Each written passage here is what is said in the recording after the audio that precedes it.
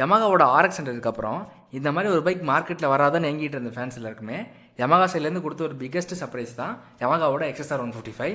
ஆரம்பத்தில் அந்த பைக்கோட சேல்ஸ் கம்மியாக இருந்தாலும் பட் இப்போ இந்த பைக்கோட ஸ்மூத்தான பெர்ஃபார்மன்ஸ் ஆகட்டும், இந்த பைக்கோட ரெட்ரோ லுக் ஆகட்டும், இந்த பைக்குன்னு தனியாக ஒரு ஃபேன் பேஸை கிரியேட் பண்ணி வச்சிருக்கு மார்க்கெட்டில். லான்ச் ஆன புதுசில் 1,86,000 லான்ச் ஆன பைக்கு இன்னைக்கு இந்த பைக்கோட டிமாண்ட்னால 2 லட்ச ரூபா வரைக்குமே வந்து பிரைஸ் இன்க்ரீஸ் ஆயிருக்கு. இந்த பைக்கோட பேஸ் கலரான ப்ளூ பார்த்தீங்கன்னா 1,86,000 மார்க்கெட்டில் செல் ஆகிட்டு இருக்கு.